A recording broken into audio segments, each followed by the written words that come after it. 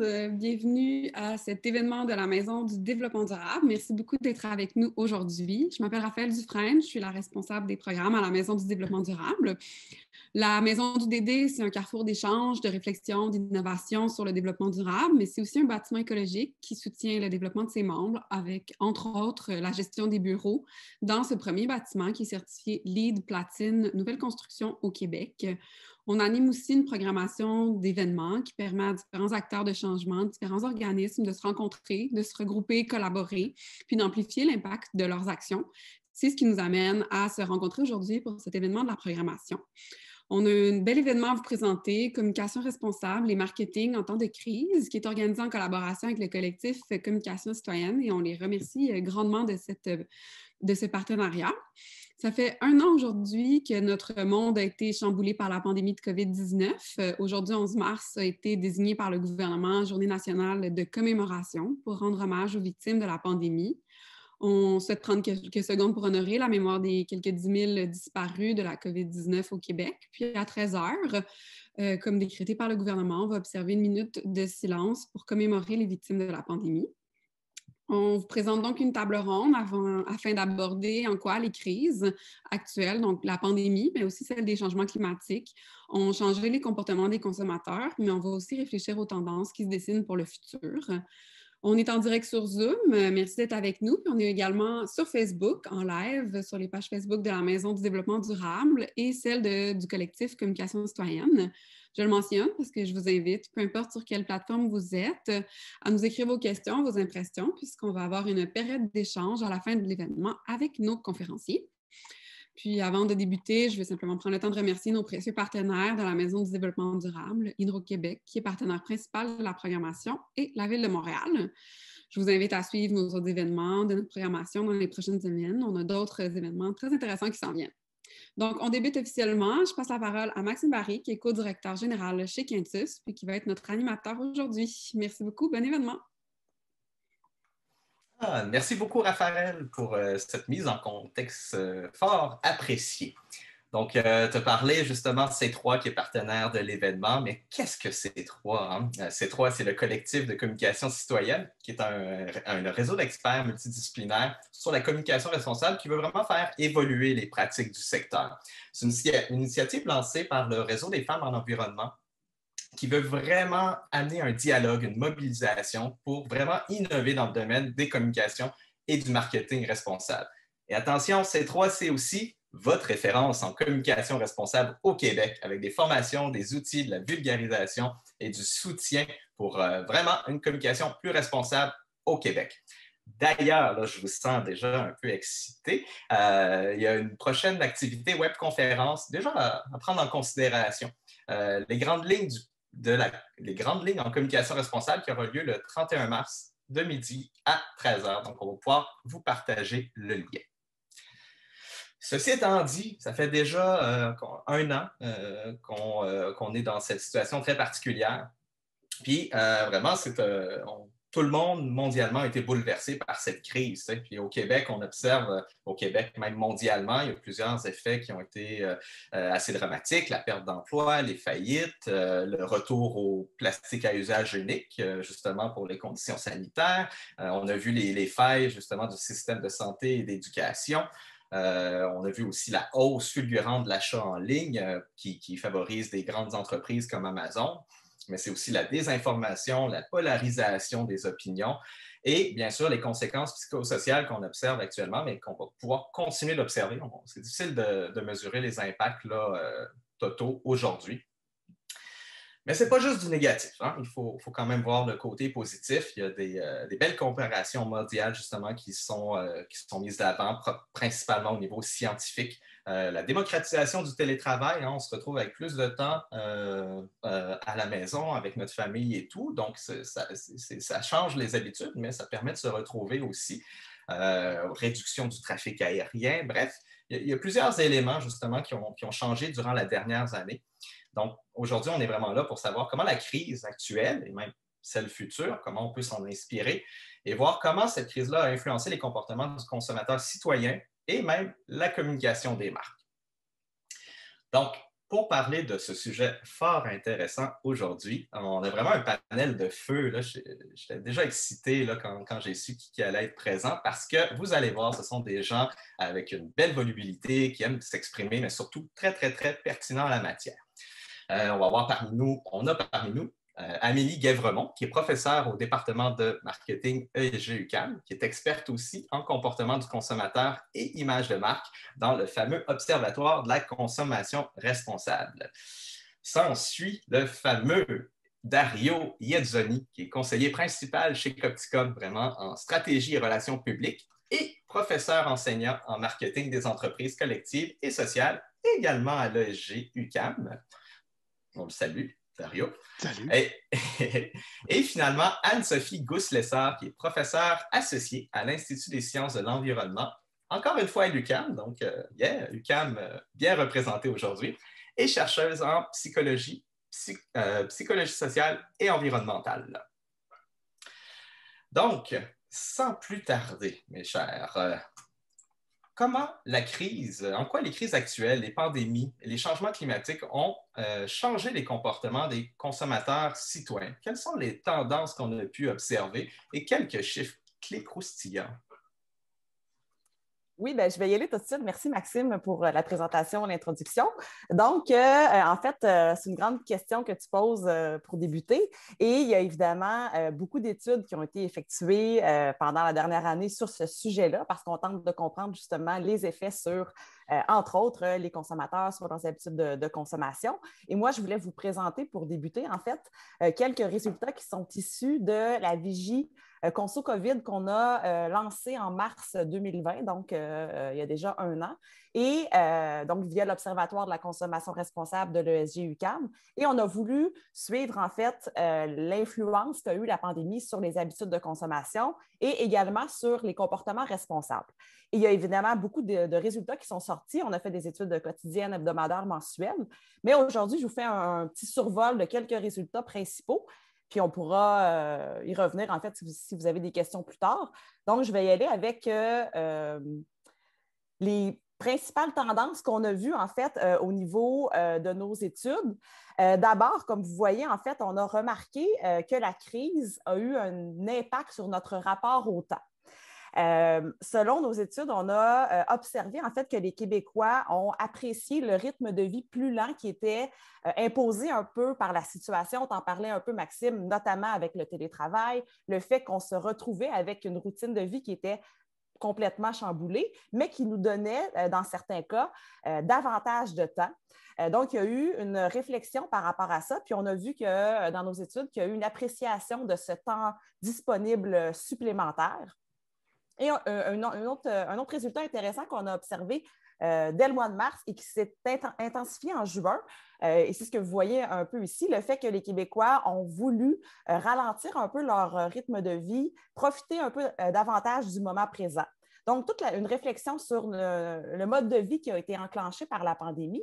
Et ce n'est pas surprenant nécessairement parce que les crises ont souvent un impact justement amènent souvent une réflexion profonde sur notre façon de vivre, notre façon de consommer aussi. Je vais vous en parler dans un instant. Juste pour terminer avec cette diapo-là, par rapport au temps, donc, résultat qu'on a observé aussi en juin et en novembre, le fait qu'une bonne proportion de Québécois ont fait le choix de se donner davantage de temps. Donc, oui, il y a eu la situation qui nous a forcés d'une certaine façon, à avoir plus de temps, mais de plus en plus, les gens ont pris la décision de se donner un peu plus de temps parce qu'ils appréciaient cette nouvelle dimension-là à leur vie. Au niveau de la consommation, donc, ça aussi, il y a eu un impact et il y en a beaucoup d'impacts. Tu as parlé de l'achat en ligne. Ici, ce que je voulais vous parler, c'est le fait qu'en lien avec la première tendance, c'est que les Québécois ont eu une certaine réflexion par rapport à leur consommation et une proportion quand même grande, donc un Québécois sur deux, qui a diminué sa consommation en raison de la pandémie et en grande partie quand même, donc près de 60 % par conviction ou parce que les gens ont réalisé qu'ils faisaient des achats superflus. Donc, ça aussi, c'est intéressant de voir ça. Est-ce que ça amène une réflexion sur la surconsommation qu'on pouvait avoir? C'est aussi en partie causé par les difficultés financières aussi qu'on a vécues, c'est certain, mais reste que nos études montrent qu'il y a quand même une espèce de réflexion plus grande sur la place qu'avait la consommation dans nos vies. J'y vais avec la deuxième tendance. Une tendance importante qu'on a vue dans nos études, puis on n'est pas les seuls à avoir remarqué ça, l'essor du do-it-yourself, donc la tendance à faire les choses soi-même, qui a pris une ampleur qu'on ne voyait pas avant la pandémie dans les études qu'on faisait à l'Observatoire. Donc, ça s'est observé dans différentes activités, notamment le fait de cuisiner à la maison, qui a été le loisir préféré des Québécois pendant le confinement. Vous le voyez ici. Et ça a été l'occasion, selon ce que nos résultats ont montré, d'essayer des nouvelles recettes, de goûter à des nouveaux aliments, de se rassembler davantage en famille. Donc, il y a eu aussi un impact à ce niveau-là. Puis en novembre, on avait 80 des Québécois qui nous disaient avoir cherché à cuisiner davantage au cours du mois précédent. Dernière tendance, qui ne vous surprendra pas non plus parce qu'on en a parlé beaucoup, l'essor du local, le fait que les Québécois sont de plus en plus sensibles à l'achat local, aux achats de proximité. Donc, toutes les observations qu'on a eues au niveau de l'achat local étaient en croissance. Et le graphique que vous voyez en bas, c'est de mars à mai, le pourcentage de Québécois qui ont découvert une nouvelle entreprise locale qu'ils ne connaissaient pas avant la pandémie. Donc, on voit que c'est en augmentation. Puis, en mai, on a à peu près un Québécois sur 2 qui a découvert des nouvelles entreprises d'ici. Je conclus ce petit survol avec les motivations à l'achat local parce que c'est assez intéressant de voir que ce qui a motivé les Québécois à acheter davantage au niveau de ces achats de proximité-là, c'est un geste pour soutenir l'économie et être solidaire avec les entreprises d'ici. Et là, vous voyez la hausse en juin et en novembre. Donc, de plus en plus, ça semble être, le message semble rentrer finalement le fait que mon petit geste local auprès d'un commerce de proximité peut faire une différence, peut contribuer à un mouvement pour aider les entreprises d'ici. Donc, voilà pour mon résumé, en fait, des tendances. J'aurais pu parler de bien d'autres choses, mais je dirais que c'est les éléments principaux qui sont ressortis au niveau des consommateurs, vraiment.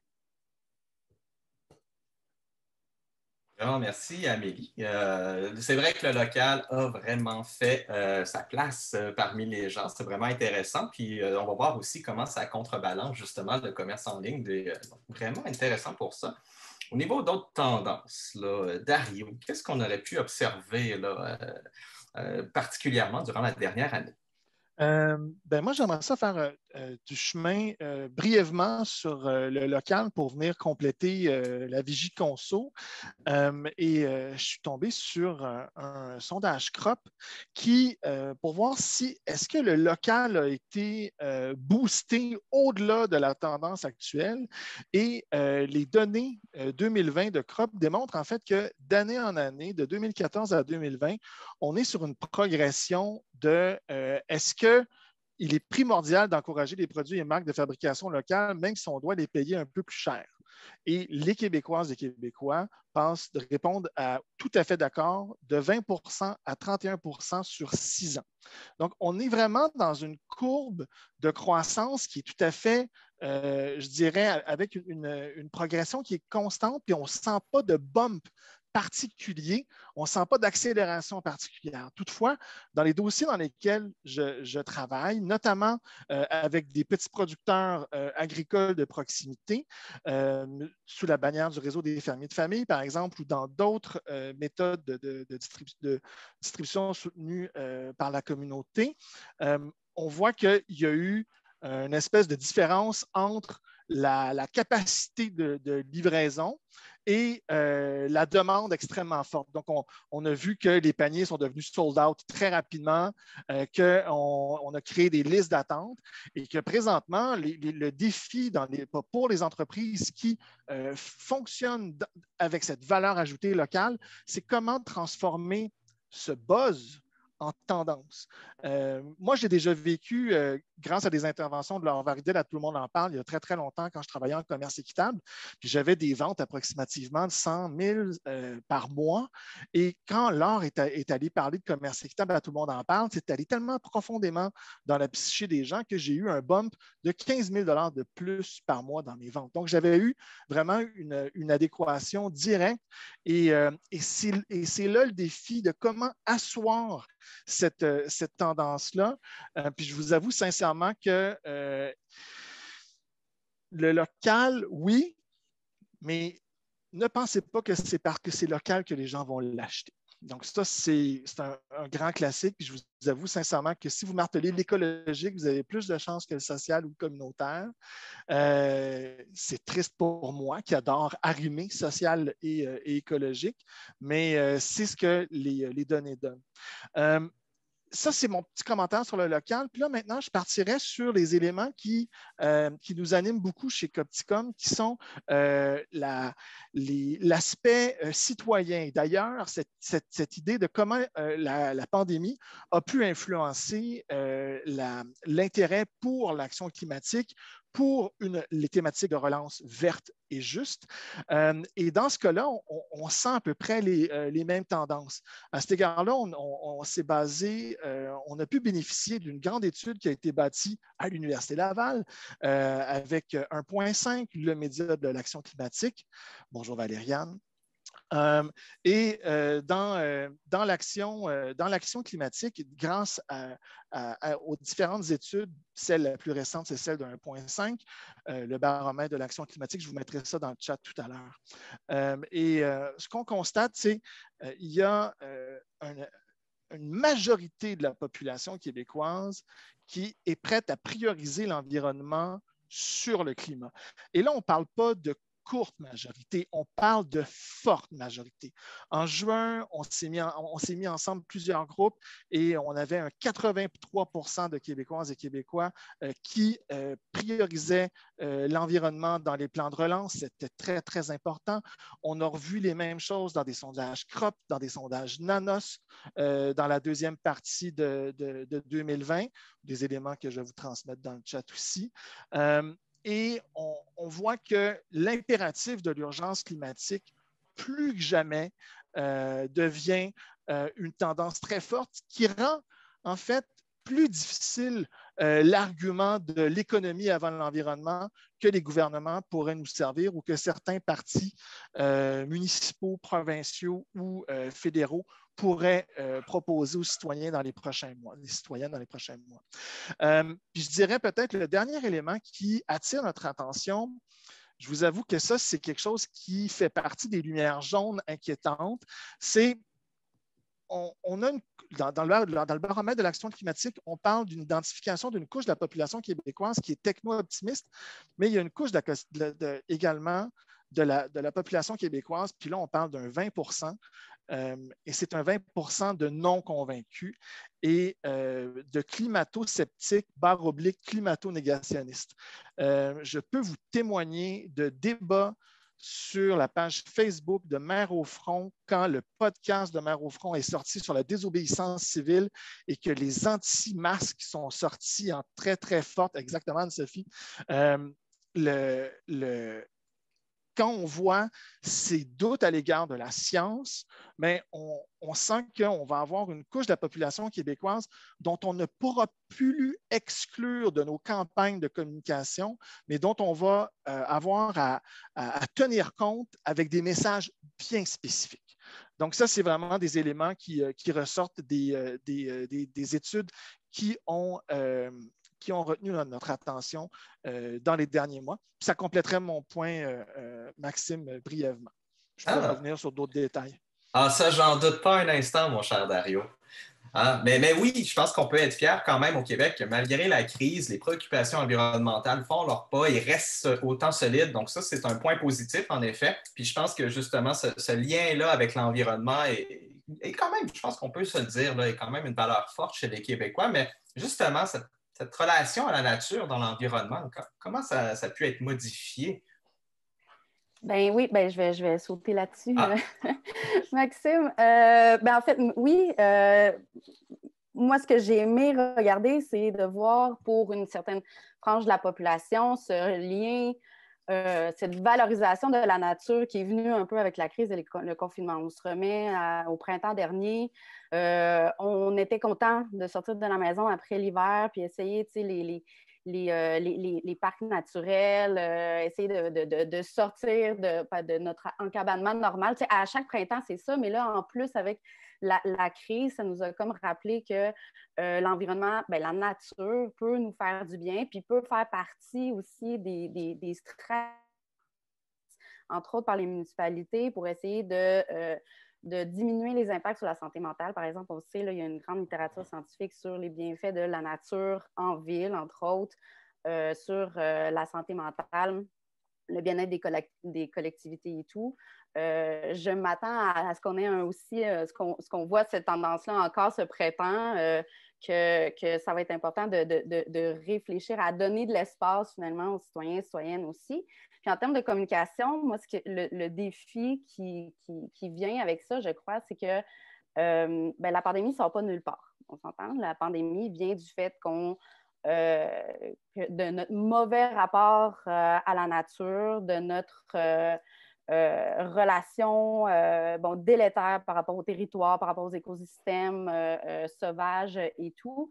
Il va en avoir d'autres dans l'avenir aussi. Ça peut faire partie des différents chocs systémiques à venir aussi. Donc, en termes de communication, ça serait, je crois, judicieux de réfléchir à marteler cette association-là, finalement, entre les bienfaits de la nature, mais aussi notre relation, notre rapport à la nature qui, globalement, de façon sociétale, n'est pas toujours harmonieux, finalement, n'est pas toujours à notre avantage parce que ça peut amener des pandémies, entre autres, et bien d'autres choses aussi. Donc, en termes de communication, je trouve ce point-là intéressant aussi.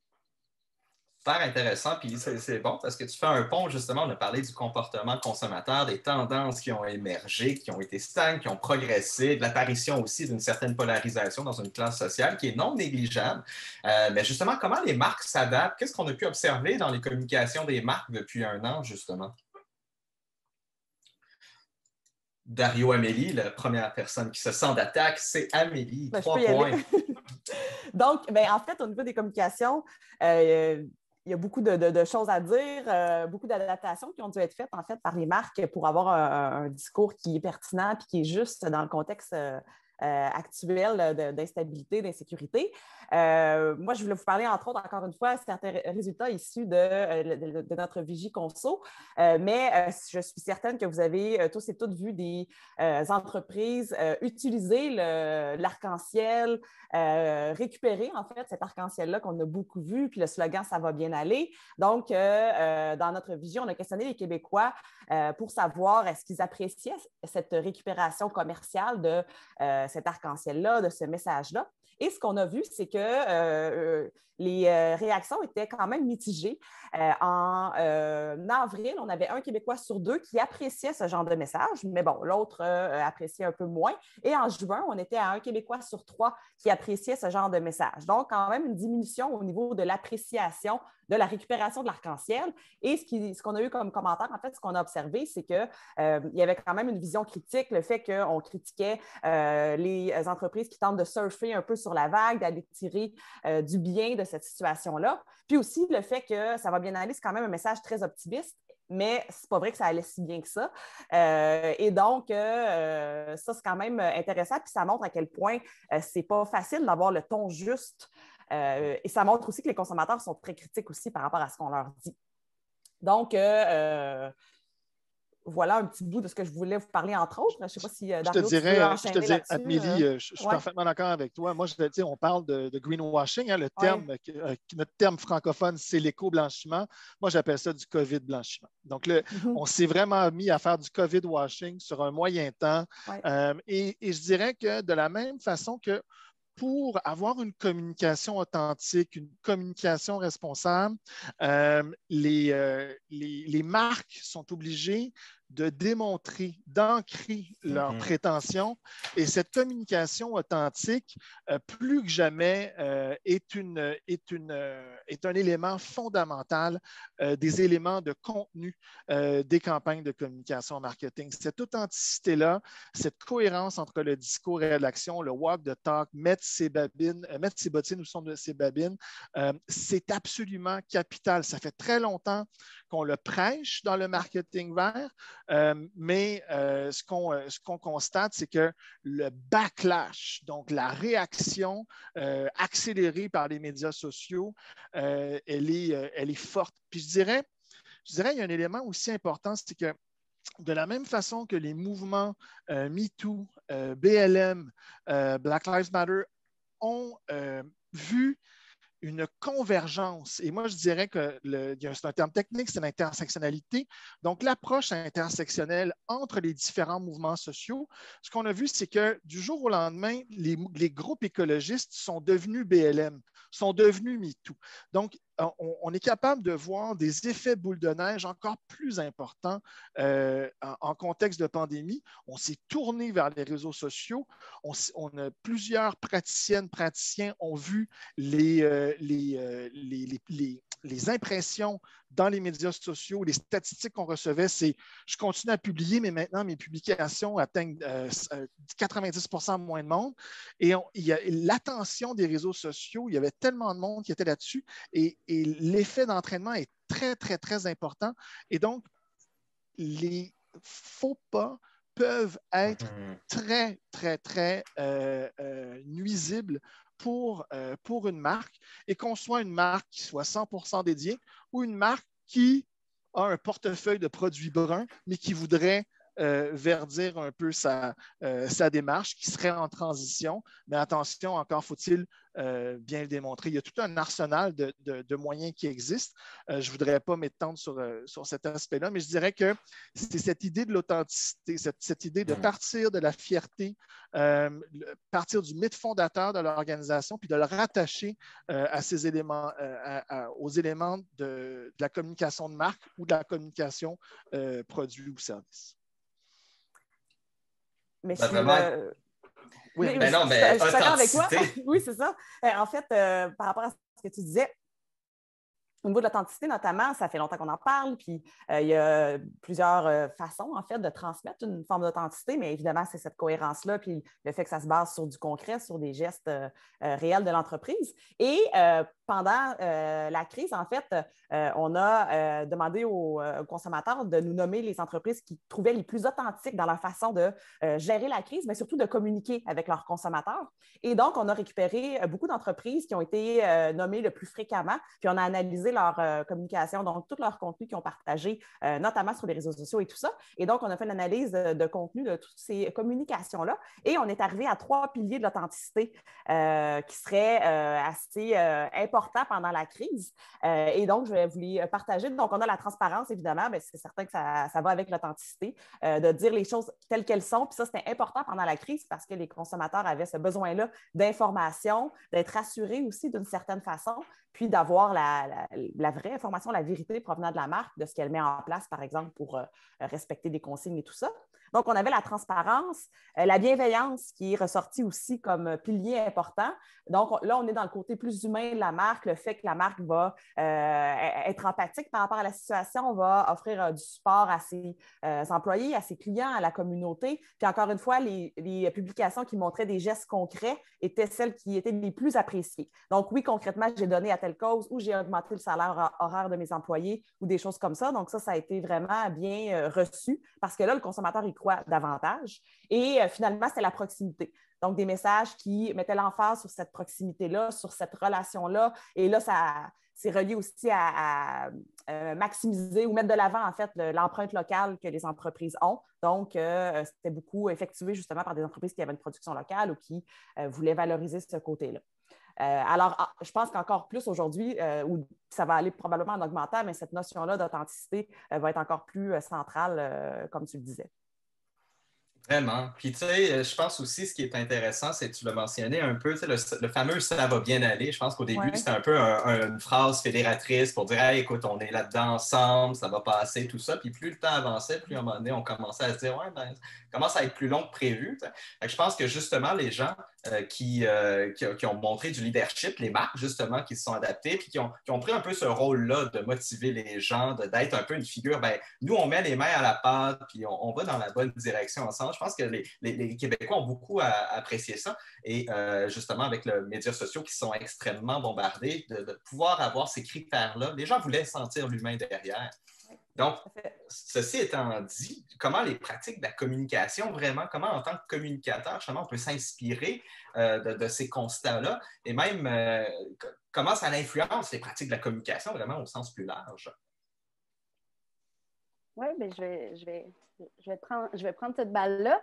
En fait, je vais avoir une perspective un peu large. En fait, bon, moi, c'est ça, je viens de psychosocial. Ce qui m'intéresse, c'est les perceptions, les attitudes, les croyances, la compréhension des individus et des groupes là, face à un enjeu, que ce soit la crise, mais entre autres aussi pour les changements climatiques et tout.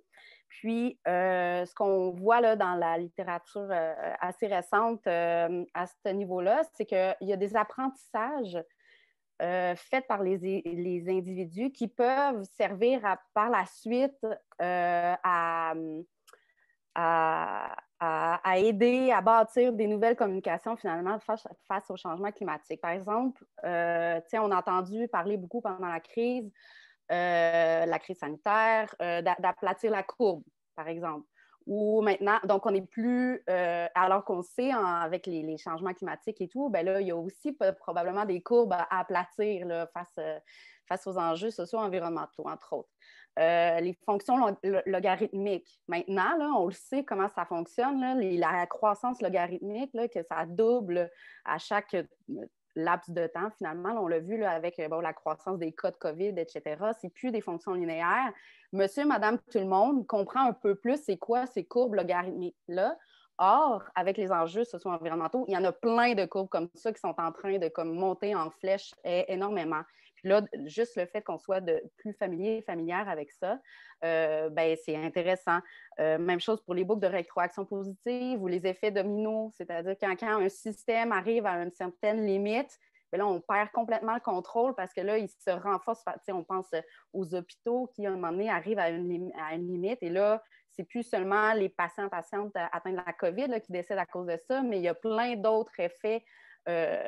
Puis, il y a une perte de contrôle là-dedans, alors que des rétroactions positives et des effets dominos, il y en a aussi en environnement. Donc là, il y a un parallèle vraiment à faire. Il y a des apprentissages qu'on a pu faire pendant cette crise-là, qui ce sont des notions, des concepts qui étaient peu connus de monsieur, madame, tout le monde, de la population générale. Et là, que c'est comme rentrer dans notre vocabulaire, on s'est familiarisé avec ça. Et là, on peut aider les communications, devraient en fait faire le parallèle et utiliser ces nouvelles connaissances-là, ces apprentissages-là pour les renforcer, mais aussi pour expliquer les enjeux environnementaux et quoi faire et tout en prenant en compte ces nouveaux apprentissages-là. Donc, oui, je trouve ça franchement intéressant aussi. Puis c'est ça, là, il y a quelques recherches là, qui commencent à popper sur cette question-là, là, sur les apprentissages, les parallèles qu'on peut faire entre la crise sanitaire puis la perception des changements climatiques comme ça. Puis, on l'a vécu concrètement avec des boîtes de com, avec certains clients. On a un élément qui est extrêmement important, qui est celui de lorsqu'on va communiquer le monde d'après, il ne faut certainement pas présenter l'absence de véhicules dans les villes parce que ça fait référence à des événements traumatiques qui sont ceux d'un arrêt complet et pour une grande partie de la population, c'est des conséquences négatives et adverses. Éviter de référer au trauma, dans cette idée d'imaginer le monde d'après est quelque chose qui nous influence dans nos actions et dans nos conseils actuellement. Je dirais que, puis ça c'est encore, je vais référer au baromètre de l'action climatique. Donc, on étudie les Québécoises, les Québécois, entre l'espoir qu'on a de régler les choses sur les changements climatiques par rapport à l'espoir qu'on avait de régler les choses pour la pandémie. Et donc, ça, c'est un coup de sonde qui avait été fait, si je me rappelle bien, en septembre. Il y avait 40 des Québécois qui avaient l'espoir dans le futur pour les changements climatiques, mais 49 pour la pandémie. Donc, l'enjeu ou le défi climatique semble être un défi un peu plus difficile à relever et ça aussi, il faut en tenir compte. Je partagerai un autre élément sur quels sont les impacts sur le travail de communication. C'est également en parallèle d'un élément qu'Anne-Sophie, tu amènes, qui est celui de la capacité de comprendre des situations complexes, comportements de courbes, etc. Mais il y a aussi cette infobésité de nombres et de chiffres et de statistiques et de s'assurer de la transformer en la simplifiant puis en communiquant avec des illustrations.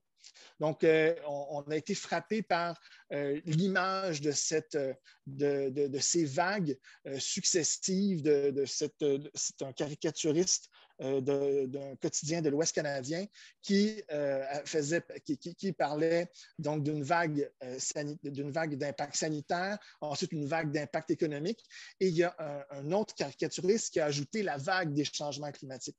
Donc, cette idée d'exprimer par image et donc c'est un travail qui est difficile et c'est des compétences qui ne sont pas équitablement distribuées dans les équipes de communication. Ce n'est pas uniquement des graphistes. Vous connaissez sûrement plusieurs personnes qui sont appelées sur le fly à illustrer des conversations dans les collectifs citoyens, dans des activités de conversation citoyenne.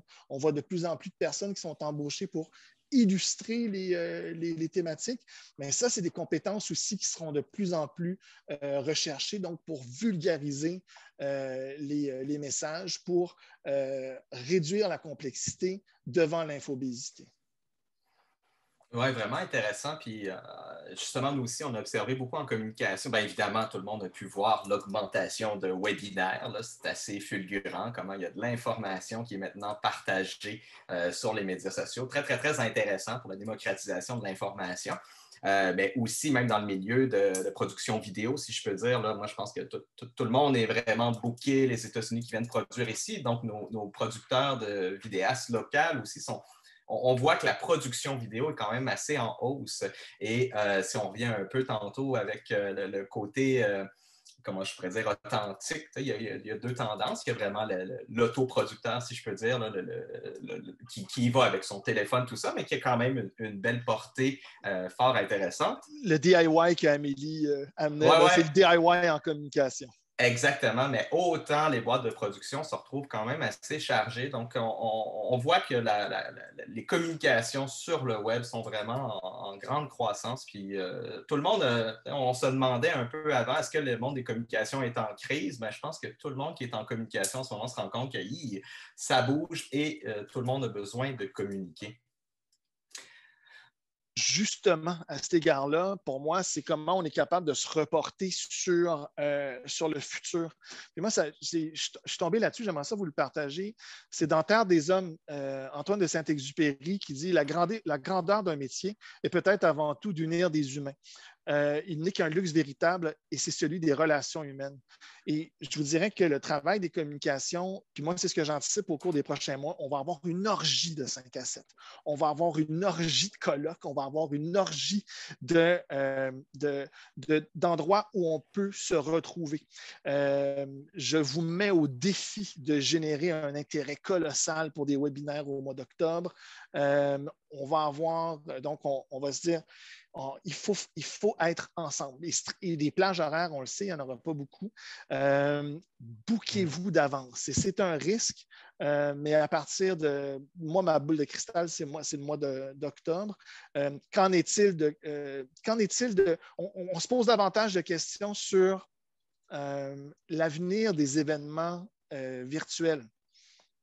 On voit il y a des événements, par exemple, un événement qui fait courir 10 000 personnes normalement en situation pré-pandémie comme Americana de Réseau Environnement qui anticipe également une forte présence en ligne, donc des événements de réseautage, des événements internationaux, des événements comme le Printemps numérique qui a été organisé au mois de septembre dernier et qui est passé de 2 000 participantes et participants à 11 000 participantes et participants à travers le monde. Donc, quel est l'avenir de ces événements virtuels en dehors de la contrainte, mais qui permettent de réduire les coûts pour la mise en relation?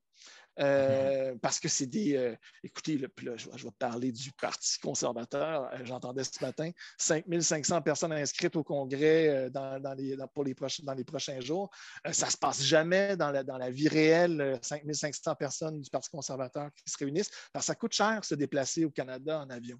Puis sans parler aussi de l'impact carbone. Donc, il y a vraiment beaucoup d'incertitudes parce que c'est comme si les nouveaux métiers du réseautage ou de la communication en ligne, pour plusieurs, on n'a pas voulu le pousser plus loin parce qu'on ne voulait pas y être forcé. On attendait que ça aille mieux, Puis je vous avoue que quand j'entends Mylène Drouin me parler de troisième vague, oh my God! On va devoir repousser encore plus loin. Alors, ça complète mon commentaire. Tu as quand même ouvert une petite brèche là, vers l'après-COVID. Je pense qu'il faut y croire puis vraiment aller dans cette direction-là. Donc, puis tu as quand même parlé un peu de l'après-COVID, bon, le retour aux événementiels, mais quoi d'autre qui pourrait être observable justement dans un futur post-covidien, si je peux dire? Ben, en fait, oui, vas-y, Amélie, je ne veux pas parler. Non, mais tu iras après. En fait, c'est en lien avec ce que tu mentionnais parce que ce que tu dis, c'est à quel point ce qui va changer, c'est notre besoin de connecter, puis de socialiser, puis de faire partie de quelque chose qui a été tellement non satisfait pendant la dernière année. Puis là, on va avoir ce besoin-là de se retrouver. Et j'ai l'impression que si je reviens justement aux marques, puis leur façon d'aborder, puis de parler aux consommateurs, ce besoin-là d'avoir une relation avec une marque, mais qui est une relation significative, avec une marque qui est pertinente, qui est humaine, qui est engagée. Puis c'est là aussi, quand je parlais des marques locales, que ça va être possiblement encore plus fort parce que c'est là que le consommateur il sent un lien qui n'est pas un lien de personne à personne, mais il peut quand même avoir des relations avec des entreprises qui vont au-delà de l'échange, de la transaction. Assurément, il y a quand même une recherche de signification et de sens aussi dans la consommation. Et donc, être capable d'entretenir ce lien-là avec le consommateur, je pense que ça va être encore plus important dans les prochaines années parce que là, on est au-delà du produit de service offert, ça va plus loin. Ça va plus loin que ça. Et donc, puis en parallèle, bien, d'avoir des marques qui sont justement conscientes de ce rôle-là qu'elles jouent, puis d'aller au-delà de leurs produits et services offerts, d'être des marques engagées, des marques pertinentes aussi pour les consommateurs, pour la société aussi.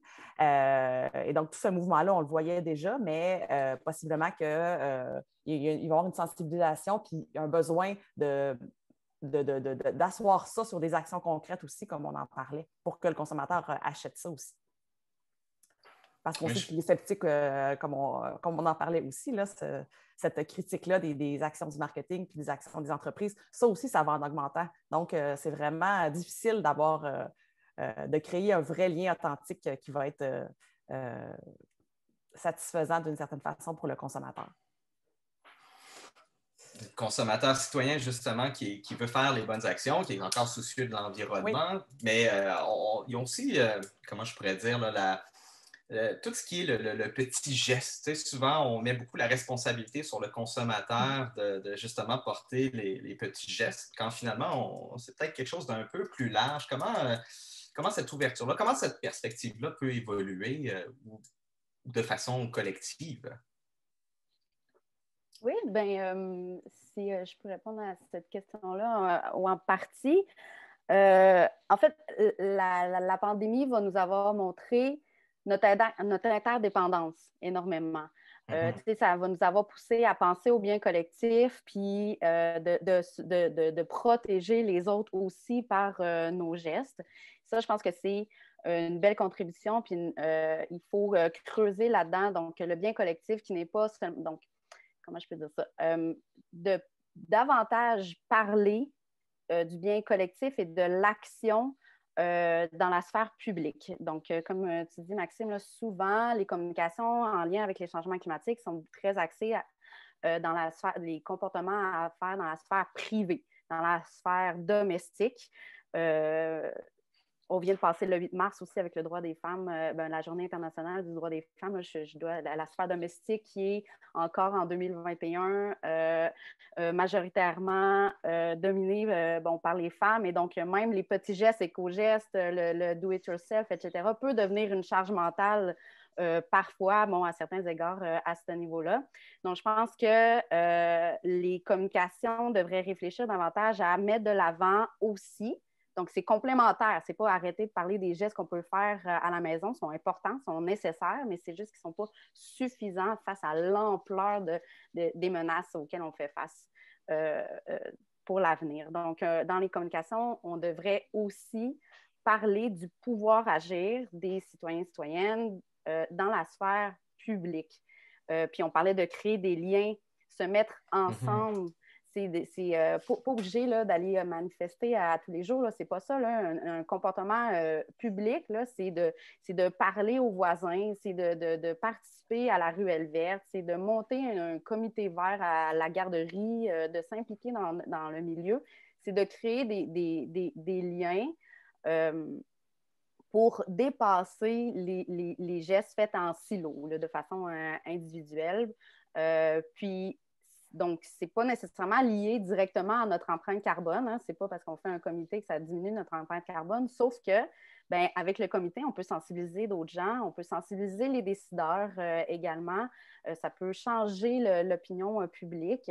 Donc, les effets peuvent... Là, on parlait d'effets dominos, ça peut arriver, mais de façon positive, finalement. Donc, vraiment, là, les communications, je crois, devraient tendre vers le pouvoir d'agir dans la sphère publique.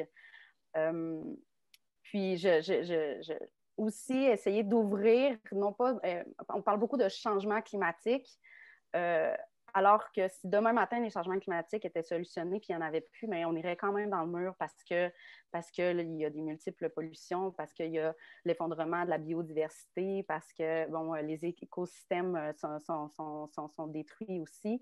Il y a d'autres choses. Et là, en ce moment, le discours public est largement dominé par les changements climatiques. Or, les changements climatiques, moi, je l'explique souvent en termes de conséquences plutôt que de causes. Donc, c'est de ramener aussi mais c'est complexe. Donc, c'est un défi communicationnel d'essayer de faire des liens avec les autres menaces, la complexité de tout ça aussi, mais de réfléchir à, c'est pas parce qu'on va diminuer notre empreinte carbone que tout va bien aller aussi. Donc, là, tendre vers la solidarité, vers le bien commun, vers une éthique de responsabilité collective, etc. Donc, ce qui est pas facile. Tout à fait. J'ajouterais Anne-Sophie, Maxime, d'une part, cette idée de le geste individuel par rapport au geste de la sphère publique, de l'action publique, des politiques publiques. Et on a parlé de plusieurs statistiques qu'on a partagées au début du webinaire. Ce midi. Et pour moi, c'est un élément qui est fondamental. Et quand je parlais de commerce équitable à une autre époque et qu'on en parle dans tous les mouvements sociaux en général, c'est la théorie de cette politologue et professeure à Harvard, Erika Chenoweth, qui dit que ça prend seulement 3,5 % de la population qui se met en marche pour qu'on entame des processus transformationnels irréversibles. C'est une professeure qui a été portée à mon attention dans une présentation de Laure Varidel à l'occasion de la sortie de son livre. Et pour moi, c'est quelque chose qui est fondamental de se dire que nous sommes peut-être une minorité, mais une minorité agissante est capable de transformer une majorité. Donc ça, c'est d'ancrer cette réalité politique et de travailler sur le pouvoir agir, ce que Anne-Sophie, tu amenais, ça, c'est fondamental. Nous avons ce pouvoir-là. Et lorsqu'on est capable d'exprimer des parts de marché de bananes équitables et de mettre à côté de parts de marché de produits éco-responsables pour la lessive, mais c'est le même genre d'informations qu'on est capable de mettre à côté du nombre de citoyens membres qu'on a chez Équiterre pour faire une pression qui va faire en sorte que le gouvernement va nous écouter. Donc, pour moi, ce sont des éléments qui sont très, très proches. Je dirais, d'autre part, sur le pouvoir d'agir, c'est encore une fois, de bâtir les comportements de transition positive, je parle de transition verte et juste ici, de le bâtir sur les liens. Puis je renforce ce qu'Anne-Sophie, tu amenais, c'est la force du lien, la force d'une ruelle verte qui est capable d'accueillir par la suite des initiatives de partage dans le quartier de petites charrettes à vélo ou de vélos électriques ou d'outils qui sont portés par des organisations comme Solon. Donc, quand on crée le lien, soudainement, on a moins besoin de biens. Et ça, c'est extrêmement important à bâtir. Donc, cette idée à quel point la transformation sociale est dans nos actions de communication, c'est des actions de communication qui favorisent la création de liens de confiance pour remplacer la méfiance par la confiance. Puis évidemment que ça part à petite échelle, c'est des cercles concentriques, c'est nos voisins, c'est des portes à côté, et progressivement, c'est aussi des communautés d'intérêt qui, elles, sont portées dans les médias sociaux. Parce qu'on n'a pas besoin d'être dans Rosemont pour changer le monde. On est capable de changer le monde à Percé, on est capable de changer le monde à Dolbeau-Mistassini, on est capable de changer le monde à Quaticook. Donc, il y a ça aussi, on n'est pas seul, et de créer ces communautés, des communautés où on fournit autant les solutions. Puis là, évidemment qu'on peut penser à des communautés comme Collapso, comme Parents pour le climat, comme Mères au front, comme d'autres communautés qui se retrouvent, comme Tout ce qui se répare, qui vient tout récemment d'être prise en charge par Équiterre. C'est une énorme communauté qui vient réduire la consommation, qui est dans cette tendance qu'Amélie présentait, la tendance à la déconsommation. Donc, comment animer ces communautés, animer ces lieux virtuels ou réels qui créent des liens. Vraiment intéressante. Hein? Je pense que justement, la transformation sociale est dans les communications. Ça, je trouve que c'est vraiment génial. Je pense que toutes justement ces personnes-là, avec leur transparence, leur bienveillance, toutes ces marques-là, justement, vont gagner, puis vont être recherchées de plus en plus par les consommateurs. Maintenant, avec une demande en hausse, je pense que ça amène un terreau fertile aussi à plusieurs autres initiatives de ce genre. Puis même dans les communications, on parlait fin 2020, le journaliste de solutions aussi, qui est de plus en plus mis en place. Donc, on voit aussi comment le citoyen engagé peut avoir un impact. On dirait qu'on peut le faire sortir un peu plus, le faire rayonner. Donc, c'est vraiment des constats que j'ai vraiment observés et que je trouve qui sont plutôt positifs. Tu sais, je pense qu'il faut rester positif avant tout. Hein? Et même pour combattre l'éco-anxiété, souvent, je ne sais pas s'il y aurait la COVID d'anxiété, là, mais c'est par l'action. Donc, je pense que vraiment des communications qui portent à l'action, qui présentent des solutions, c'est vraiment la clé là, au courant des prochains temps. Parce qu'on sait que ce n'est pas la technologie qui va nous sauver. Hein? Même si j'ai 23% des Québécoises Québécois qui se disent techno-optimistes. Mais non, ce n'est pas la techno. La techno habilite les liens, accélère les liens. C'est le lien qui compte. Et pourquoi il faut que j'aille le dernier mot? Mesdames, ouvrez vos micros. C'est un très beau dernier mot que tu as fait. Non, là. je ne peux pas. Je peux pas. Moi, je suis un écoféministe allié. On va répondre aux questions. Là. Je pense qu'on est peut-être rendu là. Ben, je pense que ça fait quand même un bon tour. Là, juste mentionner tout le monde, là, il va arriver 1 heure dans 5 minutes. Donc, on va quand même prendre la peine de prendre une petite minute de silence à ce moment-là. Mais je peux commencer avec une première question de France Levert qui, les tendances en hausse de commerce en ligne renforcées en 2020. Oui, ben, évidemment, le commerce en ligne qui a été renforcé. Comment on voit ça à plus long terme? Oui, ben, c'est une bonne question, en effet. Puis, effectivement, dans les changements de comportement, je ne l'ai pas abordé, mais Maxime t'en a parlé un peu en introduction, cette croissance-là du commerce en ligne, le fait qu'il y a de plus en plus de consommateurs qui ont modifier un peu leur comportement parce que pour eux, c'était quand même l'inconnu puis c'était pas dans leurs habitudes. Mais là, le confinement a fait en sorte qu'on a été un peu forcé d'adopter des nouveaux comportements d'achat en ligne. Par exemple, on l'a vu au niveau des supermarchés. On a vu la demande qui était assez incroyable au printemps. Les supermarchés qui n'arrivaient même pas à répondre ou presque là, aux commandes en ligne de leurs clients. Mais bref, pour ce qui est de la question qui est de comment on voit ça en ligne, puis vous compléterez si vous avez d'autres infos, mais ce qu'on peut penser, en fait, c'est que le nouveau comportement qui a été adopté par le consommateur qui ne faisait pas avant des achats en ligne, ce comportement-là a été adopté sur une période qui était quand même assez longue parce qu'on ne parle pas d'1 ou 2 semaines, là, ça s'est prolongé comme on le sait. Et donc, quand cette habitude-là, elle revient, puis elle commence justement à devenir une habitude, puis quand on voit qu'il y a des bénéfices qui sont quand même intéressants, on peut imaginer que cette nouvelle habitude de consommation-là, elle est ancrée chez beaucoup de consommateurs qui vont continuer à faire leurs achats en ligne beaucoup plus qu'ils le faisaient avant. Évidemment, il y a du positif pour le consommateur parce que s'il le fait, c'est parce que c'est gagnant pour lui, hein, un gain de temps, c'est plus efficace et tout ça, mais ce n'est pas toujours bénéfique pour certains achats, achats de proximité, achats locaux. On pense à des grands comme Amazon qui vont gagner un peu à ce niveau-là, donc ça, c'est un peu dommageable. Mais il reste qu'il y a quand même des mouvements qui tentent de favoriser les achats locaux en ligne aussi. Donc, un consommateur qui est vraiment sensible à ça va possiblement tenter de faire son chemin et d'aider le commerce local tout en faisant ses achats en ligne. Donc, ça reste à voir, mais pour ce qui est de l'importance du commerce en ligne, c'est certain que ça va aller uniquement en augmentant. Parce que là, les barrières sont tombées puis les gens savent maintenant comment ça peut être facile et efficace. Est-ce que quelqu'un veut... Dario, j'ai vu un doigt levé. Non, j'avais dit Anne-Sophie, tu avais ouvert ton micro. C'est vrai, ça. Une erreur, je l'ai juste pas refermé. Tu l'avais pas refermé. Ben, ça tombe bien parce que Denise nous pose la question, est-ce qu'il y a un risque après la pandémie? Ah, ben oui, les consommateurs reviennent à leurs mauvaises habitudes sous la pression du patronat. Oui, j'ai le goût de... Puis vous compléterez peut-être, là. On peut voir deux fins de semaine, mon Dieu, j'ai peut-être hâte à la fin de semaine. Deux phénomènes.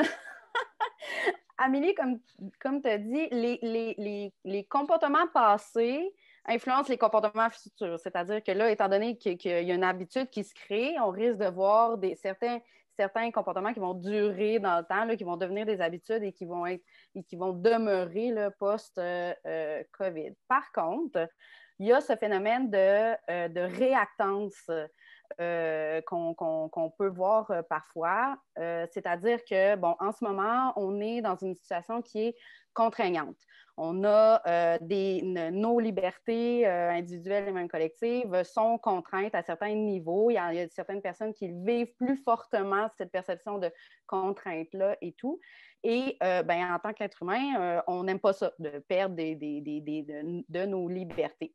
Et ce qu'on voit souvent quand il y a une situation très, très contraignante, aussitôt, deux choses. Un, quand c'est très, très contraignant, il y en a qui essayent de contourner les règles puis cette contrainte-là. Puis là, bon, on le voit à ceux qui font, par exemple, qui suivent pas les consignes sanitaires et tout. Mais c'est aussi quand la situation devient tout d'un coup moins contraignante, c'est qu'on voit des comportements de compensation. Donc, il y a une réactance, c'est-à-dire, là, moi, là, je me suis fait, j'ai trouvé difficile la dernière année, ça ne me tente plus de me contraindre.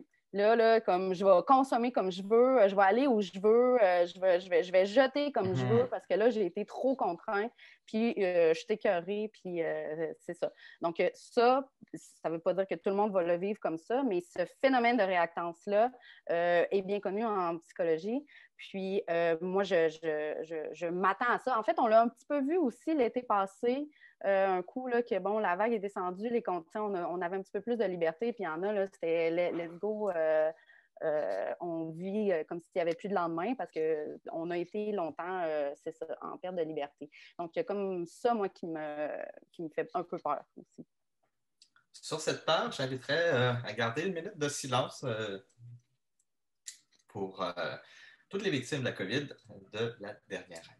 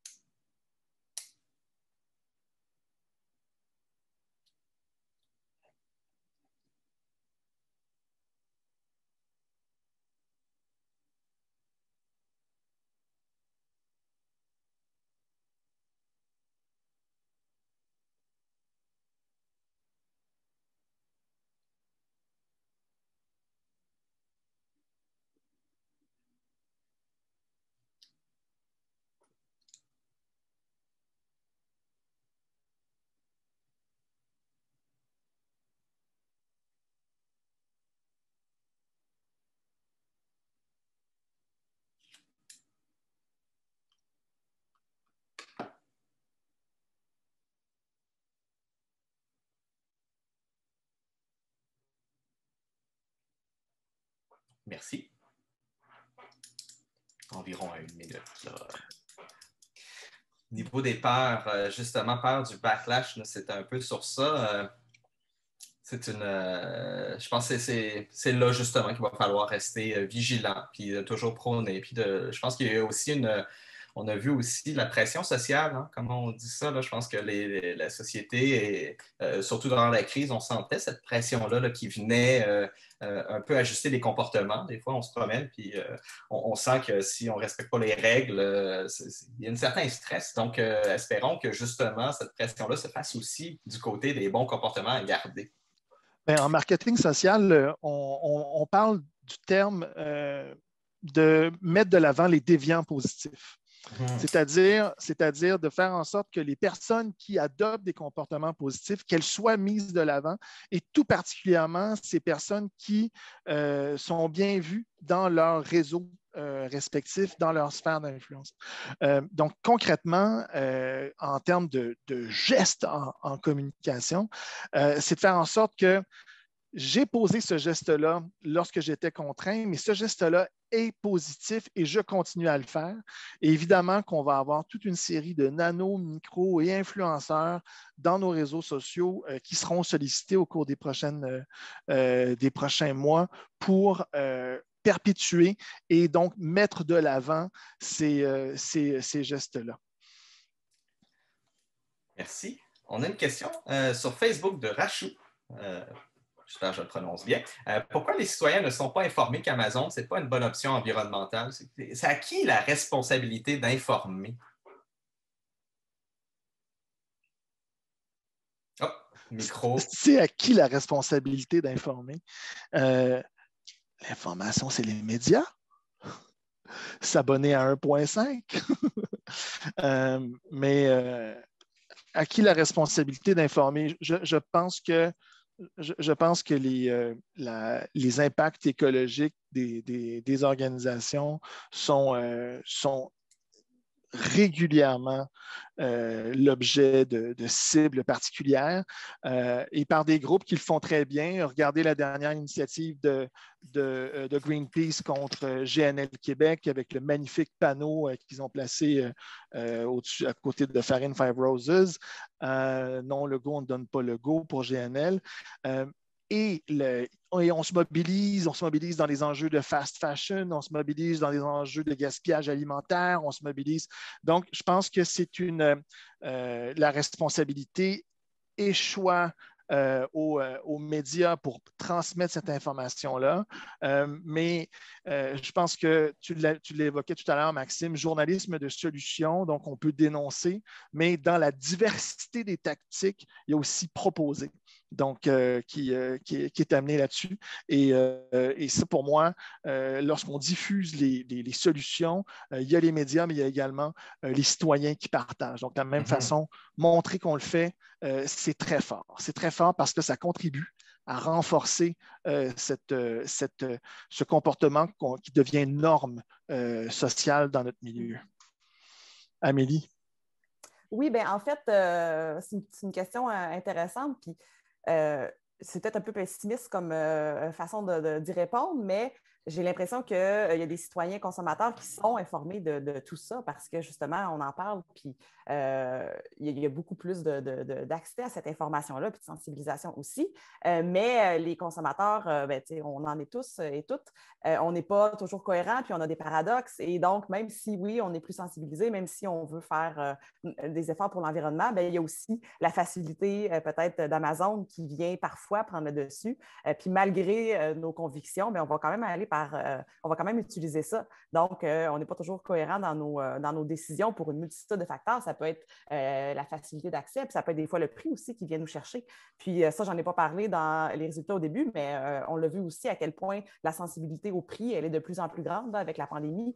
Donc, il y a vraiment, oui, on veut acheter local, on veut poser des gestes plus responsables et tout ça, mais ça a un prix, ça a un coût aussi. Et là, avec le contexte économique qui est plus difficile, avec les pertes d'emploi et tout ça, bien, le consommateur a aussi plus tendance à comparer les prix puis à être un petit peu plus sensible à ça. Donc, c'est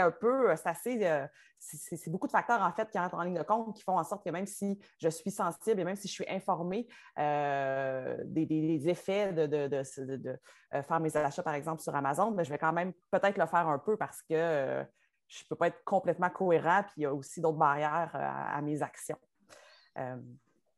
Mais bon. Mais non, vraiment intéressant. J'ai peut-être en complément, Maxime, tu me permets? Oui, je te permets. Peu importe le geste de consommation responsable, la consommation responsable, c'est comme un escalier. Tu prends une marche, j'achète bio, j'achète local, une autre marche, j'achète équitable, une autre marche, je déconsomme, une autre marche, j'upcycle, je surcycle, je transforme. Tu peux reculer. C'est correct de reculer. Donc, et ça, Anne-Sophie, tu me l'as fait rentrer dans la tête une fois dans une présentation il y a très longtemps. Lâchons le discours culpabilisant. Parce que c'est justement, donc, et tu l'as évoqué tout à l'heure aussi, Anne-Sophie, qui était celui de travailler sur, revenir sur comment on se sentait bien. Tu l'évoquais par rapport aux gestes quand on marchait dans la nature, et donc revenir dans des zones positives. Et donc, travailler en dehors de la culpabilité sont des éléments aussi. Bon, c'est sûr que mon grand-père, le bac de recyclage qu'il a reçu en 1993, il ne l'a jamais mis au chemin. Mon grand-père italien, lui, faisait des semences de tomates avec. Ça, c'est un retardataire. Est-ce qu'on doit toujours travailler nos campagnes de communication avec les retardataires et non pas les innovateurs précoces, puis la majorité précoce, puis la majorité tardive, puis blablabla? Bon, il y a des retardataires, on ne pourra rien changer. Mais certaines personnes sont conscientes, posent des gestes parfois, mais moi, je préfère qu'ils le posent et qu'ils le reposent. Et non pas qu'ils se disent ça ne sert à rien. Donc, c'est vraiment cette idée de la consommation responsable est un escalier. C'est correct. Tu peux reculer. Tant que tu te mets en chemin. Vraiment. Donc, pour répondre à la question un peu de Rachou aussi, je dirais, c'est un peu toi. Sois un exemple dans ton milieu, vraiment. Puis on voit les mouvements citoyens là, qui se mettent en branle. C'est assez puissant parce que souvent, on peut être plus réactif à ce niveau-là qu'au niveau gouvernemental. Donc, il y a aussi une tendance à ne pas nécessairement attendre que le gouvernement trouve les solutions. Je pense qu'il y a des mouvements citoyens comme Québec Zen qui a déjà commencé avec une feuille de route de tout ce qui doit être fait pour avoir un Québec carboneutre là, en 2035, 2050. Donc, c'est vraiment le citoyen, je pense, qui doit prendre en considération l'impact qu'il peut avoir.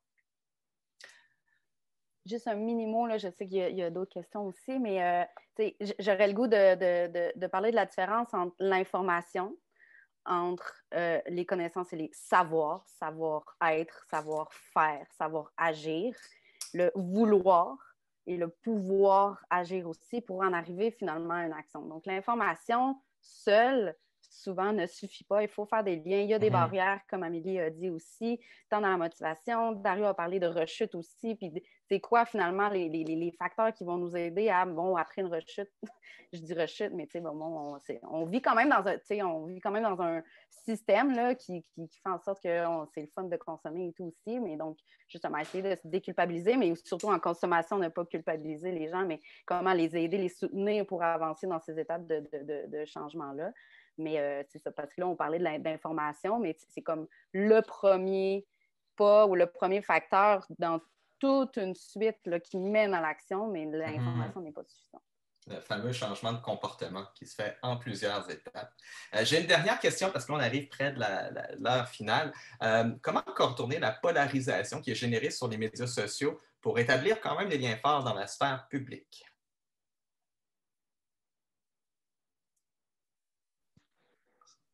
Une bonne question. Tu t'es débranché de Facebook? C'est vrai. Je sais que c'est totalement inutile dans un cadre de communication. La polarisation, d'une part, la polarisation, elle est ancrée dans les algorithmes des réseaux sociaux. Donc, ça, on doit vivre avec ça. Social Dilemma, entre autres, nous l'a démontré comme documentaire, mais ce à quoi on doit s'atteler, tout particulièrement dans la communication environnementale, c'est de travailler sur des questions qui soient plus rassembleuses. Donc, climat peut générer dans certains publics cibles des réactions allergiques. Mais si on parle d'environnement, c'est une autre histoire. Donc, si on te parle de ton mode de vie de chasseur va être menacé par une baisse de la biodiversité, mais tu vas avoir pas mal moins de fun avec tes chums. Donc cette idée de travailler avec des messages ou des thématiques dans notre contenu qu'on propulse en communication qui soient de l'ordre de ce qui est dans nos valeurs profondes, qu'est-ce qui fait résonner les cordes des Québécoises et des Québécois. Ce n'est pas la même chose en ville qu'en campagne, ce n'est pas la même chose à Montréal que dans d'autres grands centres au Québec. Donc, ces contenus consensuels sont importants à prendre en compte. Puis ce qui amène les communicants, les communicantes à venir raffiner leur message et à géolocaliser leur message de façon plus précise. C'est vrai que ça prend plus de temps, mais ça veut dire qu'il faut faire évoluer nos objectifs de communication par public cible et de se réduire dans la mesure où on a des ressources plus limitées, de réduire nos ambitions dans les modifications de comportement quand on mène, par exemple, des campagnes à saveur environnementale. Merci, Dario. Amélie, Anne-Sophie, est-ce qu'il y a quelques constats, peut-être pour terminer, pour répondre à cette question? Ben moi, en fait, ce n'était pas pour répondre à cette question tant que ça, mais c'était la question précédente, ou en fait, la discussion précédente. Je veux juste ajouter une petite statistique que je trouvais intéressante quand vous parliez de l'effort individuel, collectif.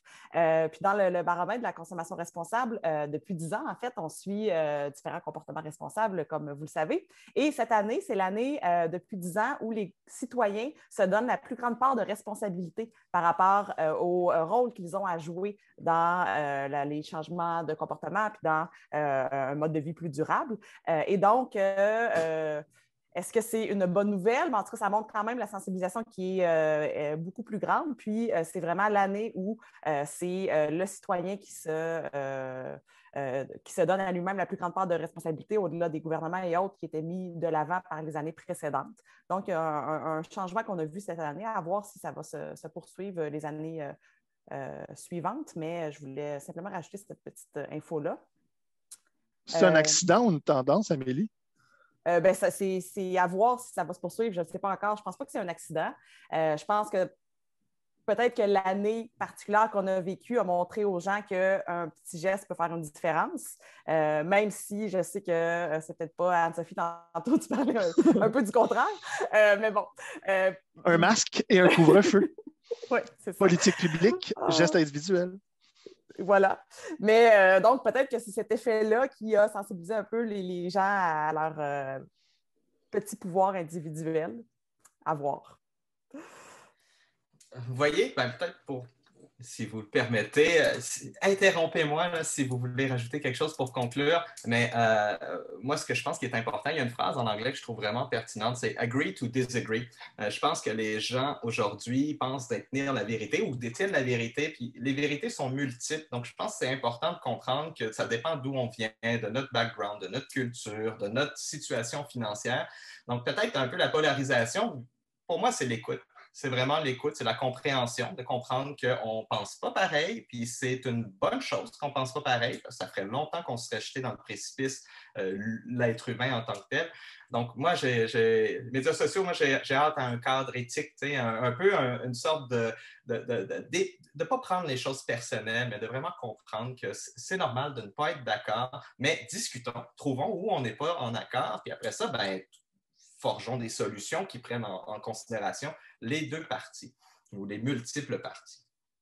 Donc, selon moi, c'est un des rôles qui vraiment la communication va pouvoir amener de l'avant. Puis la communication responsable encore plus, parce que c'est ça qui nous relie aujourd'hui, étant une communication qui prône les solutions, mais qui prône surtout l'inclusion et la collaboration, la coopération pour sortir un peu de ces vieux patterns destructeurs, peut-être socio-environnementaux.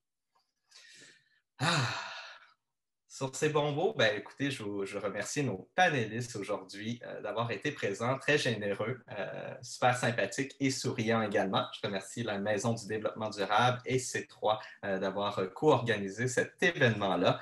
Et je vous rappelle de prendre rendez-vous pour le 31 mars prochain à midi, de midi à 13h, pour en savoir plus encore sur la communication responsable avec une webconférence intitulée « Les grandes lignes en communication responsable ». Donc, sur ce, je vous souhaite une merveilleuse fin de journée. Profitez du beau soleil qui se pointe et allez prendre une belle marche aussi en nature pour vous rappeler comment ça fait du bien de se remplir les poumons d'air frais. Merci, Maxime. Merci à toi, bravo. Maxime. Merci. Allez, au revoir. Plaisir. Au revoir, mesdames. Et au revoir, Bye, Dario. Diane. À bientôt. Merci d'avoir été là. Bonne journée. À bientôt.